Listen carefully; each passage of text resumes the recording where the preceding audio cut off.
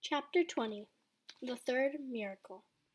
The next day was Thursday, and that, as the whole class knew, was the day on which the headmistress would take the first lesson after lunch. In the morning, Miss Honey said to them, "One or two of you did not particularly enjoy the last occasion when the headmistress took the class, so let us all try to be especially careful and clever today. How are your ears, Eric, after the last encounter with Miss Trunchbull?" "She stretched them," Matilda, Eric said. "My mother," she said, "was positive that they were bigger than they were." "And Rupert," Miss Honey said. "I'm glad to see you didn't lose any of your hair after last Thursday." "My head was jolly sore afterwards," Rupert said. "And you, Nigel," Miss Honey said. "Please do try not to be a smart aleck with the headmistress today." "You were really quite cheeky to her last week. I hate her," Nigel said. "Try not to make it obvious," Miss Honey said. "It doesn't pay. She is a very strong woman, and she has muscles like steel ropes." "I wish I was a grown-up," Nigel said. "I'd knock her flat." "I doubt you would," Miss Honey said. "No one has ever gotten the better of her yet."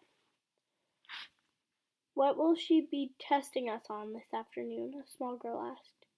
"Oh, most certainly the 3 times table," Miss Honey said. "That's what you all have meant to learn this past week. Make sure you know it." Lunchtime came and went, and after lunch the class reassembled. Miss Honey stood on one side of the room, and they all sat silently, apprehensive and waiting. And then some giant of doom, the enormous Trunchbull, strode into the room in her green breeches and cotton smock. She went straight to her jug of water, lifted it up by the handle, and peered inside. "I'm glad to see," she said, "that there are no slimy creatures in my drinking water this time. If there had been, then something exceptionally unpleasant would have happened to every single member of this class. That includes you, Miss Honey." The class remained silent and very tense. They had learned a bit about the tigress woman by now, and nobody was about to take any chances.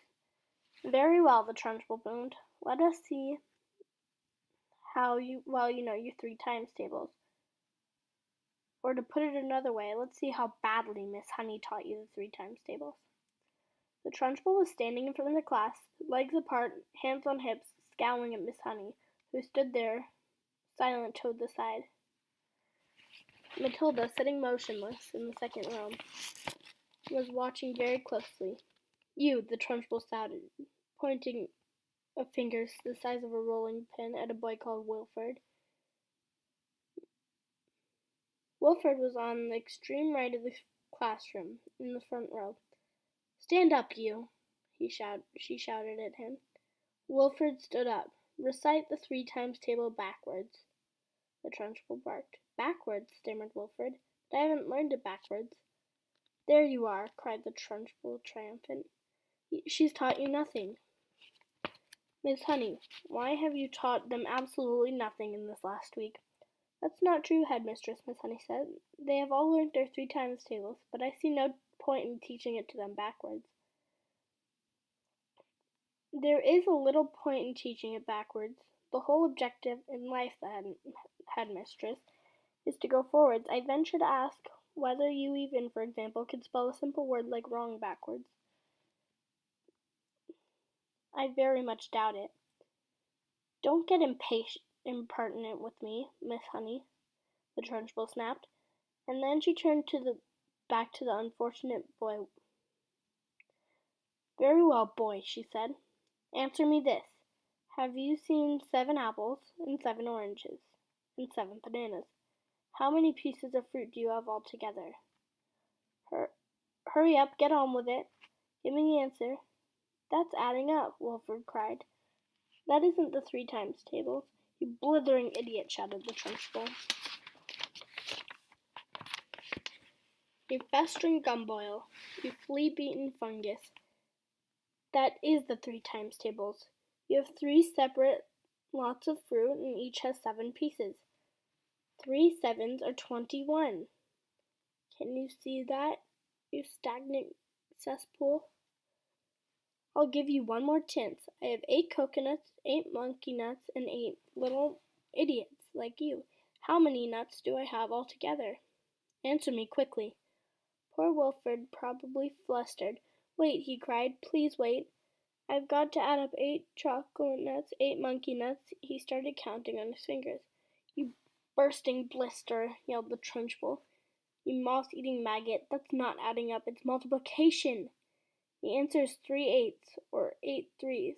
What is the difference between 3 eighths and 8 threes? Tell me what, you mangled little Wurzel, and look sharp about it." By now Wilfred was far too frightened and bewildered to speak. In 2 strides the Trunchbull was beside him, and Wilfred's legs with one of her feet, so that the boy shot up off the ground and turned into a somersault in the air. But halfway through the somersault she caught him by an ankle and held him dangling upside down like a plucked chicken in a shop window. 3 eighths, the Trunchbull shouted, swinging Wilfred from side to side by his ankle. 8 threes is the same as 3 eighths, and 3 eighths are the same as 24. Repeat that. At exactly that moment, at the other end of the room, jumped to his feet and started pointing excitedly at the blackboard. "Chalk! The chalk! Look at the chalk! It's moving all on its own!"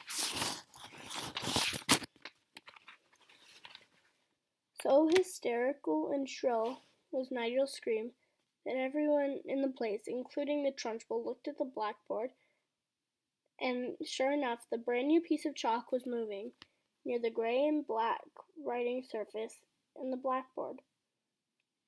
"It's writing something," screamed Nigel. "The chalk is writing something." And indeed it was. "What the blazes is this?" yelled the Trunchbull. It had shaken her to see her own name being written like that by an invisible hand. She dropped Wilfred on the floor, and then she yelled at nobody in particular. "Who's doing this? Who's writing it?" The chalk continued to write. Everyone in the place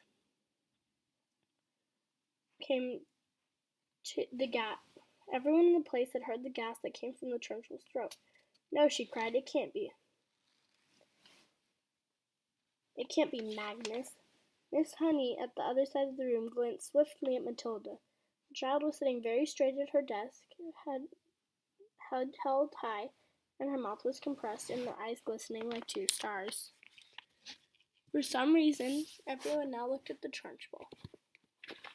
The woman's face had turned white as snow, and her mouth was opening and shutting like a halibut out of water, giving a series of strangled gasps. The chalk stopped writing, and it hovered for a few seconds, and it suddenly dropped to the floor with a tinkle. Wilfred, who had managed to resume his seat in the front row, screamed, "Miss Trunchbull has fallen down! Miss Trunchbull has fallen to the floor!"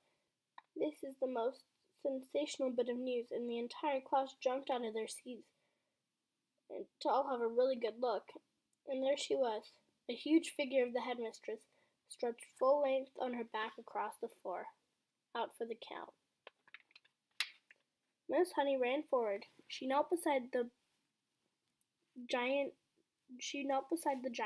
"She fainted," she cried. "She's out cold. Someone go fetch a matron at once." 3 children ran out of the room. Nigel, always ready for action, leapt up and seized a big jug of water. "My father said cold water is the best way to wake someone up who's fainted," he said, and with that he tipped the entire contents of the jug over the Trunchbull's head. No one, not even Miss Honey, protested. As for Matilda, she continued to sit motionless at her desk. She was feeling curiously elated. She felt as though she had touched something that was not quite out of this world, but at the highest point of the heavens, the farthest star. She had felt most wonderful powers surging up behind her eyes, gushing like warm fluids inside of her, and her eyes became scorching hot, hotter than ever before, and things had come bursting out of her eye sockets, and then a piece of chalk had lifted itself up and began to write, and it seems as though she had hardly done anything at all. It had been so simple. The school matron followed 5 teachers, 3 women, 2 men, and came rushing into the room. "By golly, someone's floored her at last," cried one of the men, grinning. "Congratulations, Miss Honey. Who threw the water at her?" asked the matron. "I did," Nigel said proudly. "Good for you," another teacher said. "Shall we get some more?" "Stop that," the matron said. "We must carry her up to the sick room." It took all 5 teachers and the matron to lift the enormous woman and stagger her out of the room. Miss Honey said to the class, "I think you all better go out to the playground and amuse yourselves until the next lesson." She turned and walked to the blackboard and carefully wiped out all the chalk writing. The children began filling out the classroom, and Matilda had started to go with them, but she passed Miss Honey and she paused. Her twinkling eyes met in the teacher's eyes. Miss Honey ran forward and gave the child a great big hug and a kiss.